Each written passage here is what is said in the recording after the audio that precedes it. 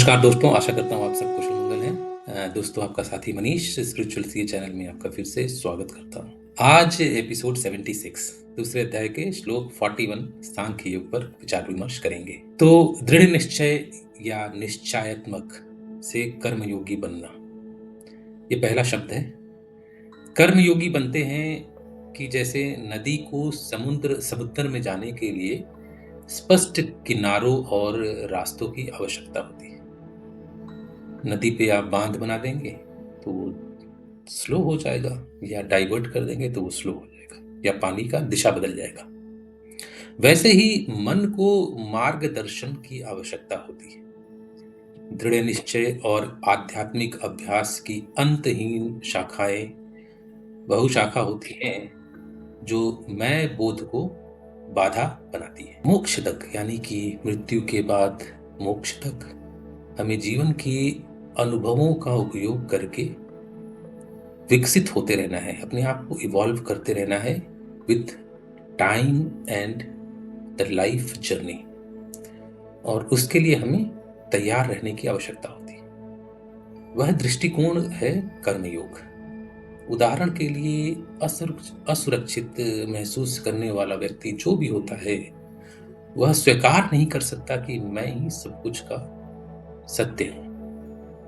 इसका उदाहरण 3 बाल्टियों पर चमकता हुआ सूरज है, जिसे केवल साफ बाल्टी ही प्रतिबिंबित करती है। यानी कि जब आप रिफ्लेक्शन देखते हैं 3 बाल्टियों में पानी का, तो तीनों में सूरज को आप चमकता हुआ ही पाएंगे। जीवन में कई बार ऐसा होता है कि हम संकल्पहीन होते हैं, यानी कि हमारी कोई डिटर्मिनेशन या ऑब्जेक्टिविटी नहीं होती है, या हम ये भी कह सकते हैं कि हम संकल्प लेते हैं लेकिन उसका पालन नहीं करते हैं। अभी हमने देखा दृढ़ निश्चय जीवन में क्यों जरूरी है। आम आदमी में यदि हम अपने शब्दों का, मन का, वादा का, संकल्प का अगर हम पालन नहीं करेंगे तो हमारा जीवन मृत के समान है। शब्दों का चयन, मन को कंट्रोल करना, वादाओं को निभाना, संकल्प या डिटर्मिनेशन को पालन करना अगर हम नहीं करते हैं तो हम बस जीवन जी रहे हैं। इस जीवन में कोई स्टेबिलिटी नहीं है, स्थिरता नहीं है, ठहराव नहीं है। और अगर ऐसा है तो जीवन में हम क्या करेंगे, ना हमें पता होगा, ना किसी और को पता होगा। तो गीता पाठ में हमने देखा कि अर्जुन जी अपने संकल्प यानी अपने डिटर्मिनेशन से दूर जा रहे हैं। शुरू में तो अर्जुन जी बड़े उत्तेजित थे, बड़े ही आक्रमणकारी थे कि मुझे तो युद्ध करना ही करना है और सब कुछ जीत लेना है, मैं इन कौरवों को एक अच्छी सीख सिखाऊंगा। तो यही तो संकल्प था अर्जुन का, भीम का, या सारे पांडवों का। लेकिन ऐसा हो तो नहीं रहा है। परंतु अर्जुन जी के पास एक उत्तम शिक्षक हैं, कृष्ण जी, जो मार्गदर्शन के रूप में अर्जुन को मदद कर रहे हैं कि जीवन को पूर्ण करने के लिए आपको क्या करना चाहिए। तो अब हम डिस्कस करते हैं। पहला, कर्मयोगी कौन बन सकता है? क्या आप कर्मयोगी हैं? क्या मैं कर्मयोगी हूं? क्या आपने किसी को देखा है जो आप जिसे समझते हैं कि वह कर्मयोगी है? वह व्यक्ति जो अपने आप को कर्मयोगी बनाता है, वह सक्रिय रूप से अपने जीवन और हर परिस्थिति को वास्तविकताओं के बारे में स्पष्ट होने, ईश्वर से जुड़ते और मोक्ष प्राप्त करने का अवसर बनाता है। तो making your life, my life and every situation an opportunity to get clearer and clearer about realities. तो ऐसा नहीं कि आप सब कुछ करें तो आपको लक्ष्य प्राप्त होगा, परंतु ऐसा करने से हम हर जीवन में हर पल को, हर स्थिति को एक अपॉर्चुनिटी के रूप में देख सकते हैं और जीवन को और सफाई से क्लियर पिक्चर देख सकते हैं। जो व्यक्ति धर्म का पालन करता है, क्योंकि वह सही काम है, वह अपने मन को बेहतर समझता है और अपने मन को धीरे धीरे बेहतर बनाता है।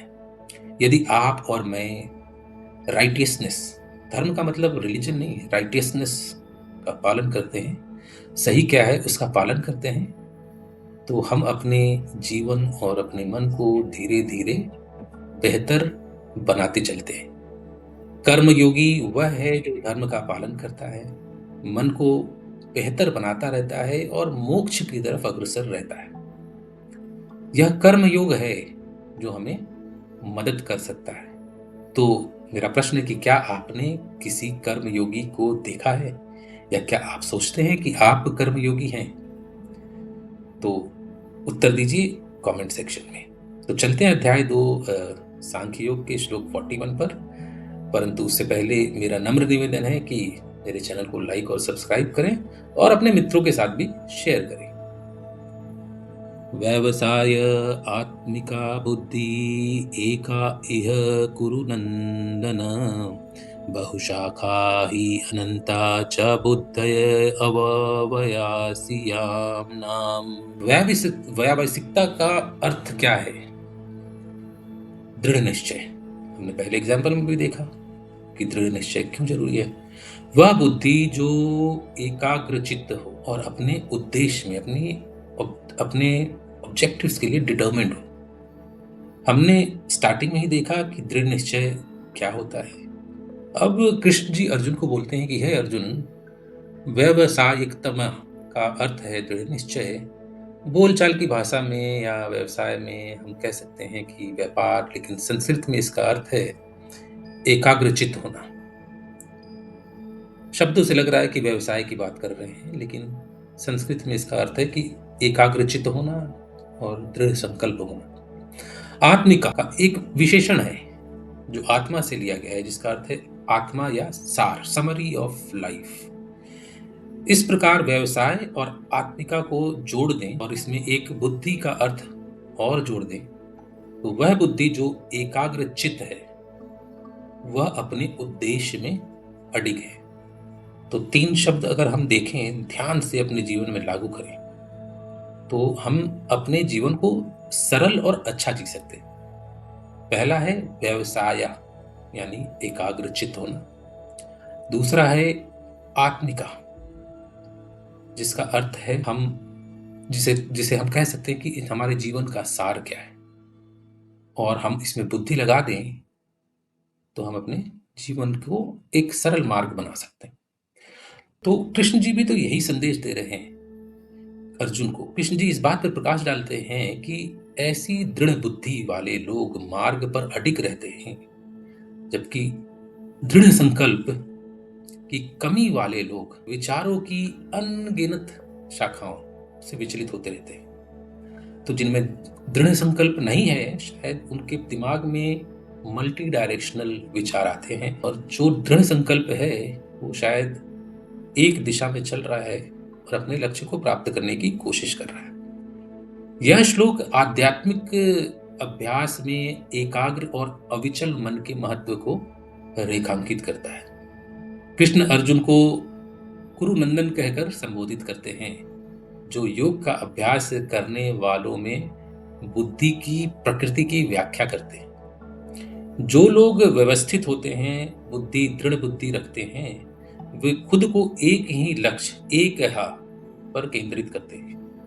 इसके विपरीत बहुशाखा का अर्थ है अनेक शाखाओं वाला, और अनंताश्च का अर्थ है न केवल अनेक बल्कि अनंत। यह अव्यवसासन में बुद्धि का वर्णन करता है, जो अपने दृढ़ संकल्प में या अपने टारगेट की तरफ स्थिर नहीं है। तो हमारी परिभाषा आज के दिन में क्या है? श्री कृष्ण जी इस बात पर जोर दे रहे हैं कि योग में सफलता के लिए दृढ़ संकल्प जरूरी है, क्योंकि एकाग्र न होने वाला मन डिस्ट्रैक्शंस की ओर जाएगा। यह श्लोक एक दिलचस्प बात पर प्रकाश डालता है। बुद्धि व्यक्ति के इरादे और दृढ़ संकल्प से आकार लेती है।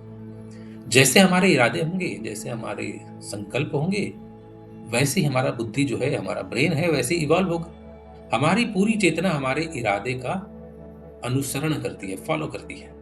उदाहरण के लिए, अगर किसी को खेत में रुचि या गहरी दिलचस्पी है, तो भले ही वो खेत हजारों मील दूर हो, वह उस खेत या उस मिट्टी को बड़े अच्छे से पहचानता होगा और उस मिट्टी के महत्व को पहचानते हुए वो एक खेत को उपजाऊ बना सकता है।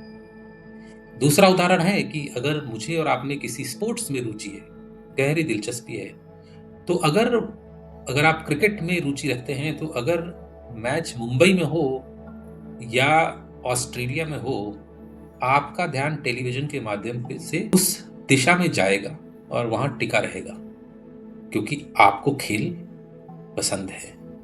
उसी तरह अगर हम पढ़ाई की बात करें तो जिसकी बहुत ही रुचि या दिलचस्पी है, वह पढ़ाई दिल्ली में बैठ के कर रहा हो या न्यूयॉर्क में बैठ के कर रहा हो कोई और, वो रिसर्च पेपर्स के माध्यम से वहां रुचि लेगा। तो हमारी पूरी चेतना हमारे इरादे का अनुसरण करती है, चाहे वो खेत हो, चाहे वो स्पोर्ट्स हो, चाहे वो एजुकेशन हो। यदि कोई भी इन लक्ष्य को प्राप्त करना चाहता है तो उसका अनुसरण यानी इसको फॉलो करता रहेगा, चाहे कितनी भी शोर हो, चाहे कितनी भी परेशानियां हो, वह उसे फॉलो करेगा। तो दोस्तों, इस श्लोक में हमने संकल्प यानी डिटर्मिनेशन, निश्चय, कर्म, योग, सफलता आदि के बारे में अभी तक हमने बात किया। तो हमारे निष्कर्ष आज के परिवेश में ये है कि निरंतर प्रयास निश्चय से हो सकता है कि जीवन में हम सफल नहीं हुए, लेकिन हम हारेंगे भी नहीं। हम जरूर कुछ ना कुछ सीखेंगे और सीखते सीखते धीरे धीरे धीरे धीरे सफलता की तरफ बढ़ते जाएंगे। जीवन में प्रयास और निश्चयता अनिवार्य है, कंपल्सरी है। प्रयास करना और निश्चयता अपने जीवन में लाना हम सबके लिए जरूरी है। तो समझते हैं विस्तार से। तो वादा नहीं, दृढ़ निश्चय और अविचलता के जीवन में हम सफल बन सकते हैं। तो पहला निष्कर्ष है फोकस, यानी अविचल ध्यान, यानी फोकस्ड अप्रोच वाले लोग योग के मार्ग पर निरंतर प्रगति करते हैं। और दृढ़ संकल्प की कमी वाले लोग जो होते हैं, जिनमें फोकस कम होता है, वो विचलित होते हैं। हमने देखा, कृष्ण जी ने बताया कि योग का मार्ग शाश्वत और अपरिवर्तनीय लाभ की ओर ले जाता है। इसे समझते हुए जो लोग योग यानी डिटर्मिनेशन का अभ्यास करते हैं, वह दृढ़ निश्चयी रहते हैं। दूसरी ओर जिनमें दृढ़ संकल्प की कमी होती है, वह फ्रेजाइल होते हैं, वो विचलित होते हैं। हम सबको अपने जीवन को सफल बनाने के लिए निश्चय ही संकल्प प्रधान रहना है। ये कोई न्यू ईयर रेजोल्यूशन नहीं है, ये हमें अभ्यास और प्रयास से प्राप्त करना है, और यह निरंतर है, कॉन्टिन्यूअस है, ये दूरगामी है, फोर साइटेडनेस, बहुत दूर तक जाएगा।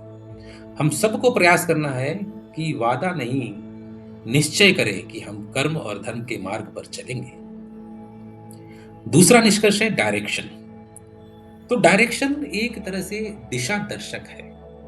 कर्म योग का समावेश अगर हम धर्म अनुसार कर दें तो वह वही सच्ची सफलता प्राप्ति है। जैसा कि श्री कृष्ण जी ने इस श्लोक में कहा है कि किसी भी प्रयास में कोई हानि या कमी या नुकसान नहीं होता है। प्रयास करने से कोई नुकसान नहीं होगा, तथा इस मार्ग पर थोड़ी सी प्रगति हमारे अंदर, हमारे मन के भय को, हमारे मन के डर को दूर कर सकता है और धीरे धीरे हमारा मार्गदर्शन कर सकता है। तो डायरेक्शन एक दिशा दर्शक है।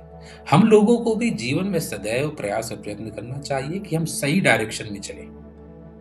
हम कर्म करें, हम बुद्धि लगाएं, हम धर्म और योग के मार्ग पर चलकर कंप्लीट ट्रुथ यानी पूर्ण सत्य के रूप में हम सफलता अवश्य प्राप्त कर सकते हैं। अगर प्रयास गलत दिशा में होगी तो रिजल्ट भी गलत ही होगा। तो इन दो संदेशों के साथ, इन दो निष्कर्षों के साथ मित्रों, मैं विदा लेता हूं। सुख का सदैव सदैव अनुभव करें। जय श्री कृष्ण, और मिलते हैं अगले श्लोक में। धन्यवाद।